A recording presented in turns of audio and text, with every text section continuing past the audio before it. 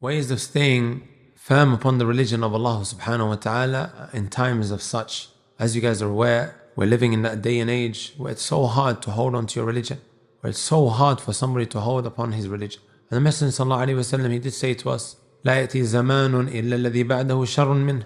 There doesn't come a time except that the time that comes after it is far worse, right? Also the Messenger sallallahu alayhi wa sallam, he said in another hadith, يأتي على الناس زمان القابض على دينه كالقابض على الجمر. There will indeed come a time where holding on to your religion will be like holding on to hot coal. You guys know what hot coal is? They have it all over this road, right? All of these bars are selling shisha using hot coal, sah? What if you were to walk past and then pick up one of these coals? Would you be able to hold on to it? You wouldn't be able to hold on to it. Holding on to your religion is going to get a whole lot more difficult. And the Messenger sallallahu alayhi wa sallam also said in the hadith, من أشراط الساعة أن يقل العلم ويظهر الجهل ويظهر الزنا. From the signs of the hour is that knowledge is going to get less and less. And also the shahawat, the desires.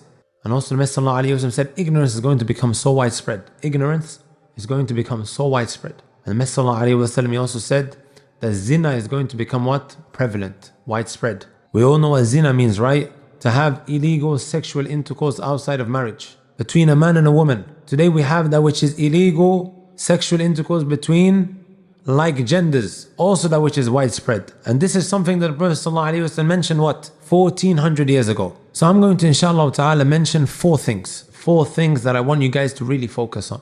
Number one, no matter what is happening in your life, even if you are someone who has engaged in haram relationships with those who are not lawful for him. Number one is what? As-salah. No matter what is happening in your lives, don't ever leave off the salah. And yes, the shaitan will make you feel like this is hypocritical. How are you going to pray when you have a girlfriend? How are you going to pray when you are selling drugs? How are you going to pray when you've just smoked weed? This is what? A trap from the shaitan. The salah is there to remove the filth and the evil from your life. Second thing is changing your environment. We have to learn to say no. The moment you start practicing, you're going to find that your friends are going to drag you back to where you were. And the moment you start acting a little bit more righteous than how you were before, they start laughing at you. They start making you feel very awkward. Yesterday you was doing this, now you want to tell me, come on brother. These same individuals, my young brothers, it's only for a couple of moments, that they would write on Twitter, on Facebook, or RIP my brother. Number three, try to pray inside of the masjid as much as you can. Try to have that relationship in the masjid. Keeping on your toes for all of these khams salawat, coming for dhuhr, coming for asr, coming for maghrib. It keeps you connected to the house of Allah subhanahu wa ta'ala. This is where all the angels are. This is all where the good people are. Even the Messenger sallallahu alayhi wa sallam, he said if you see somebody constantly coming back to the masjid, bear witness that he's a person of iman. And you doing that, being preoccupied with that, it distracts and busies your mind from that which is happening outside of the masjid, that which people are up to, that is of no good. Try to recite a portion of the book of Allah subhanahu wa ta'ala, even if it is something very little.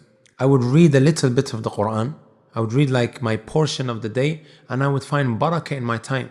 And then I would find myself increasing so much so that I'm able to read 10 juz every single day. And this will just increase my time in barakah.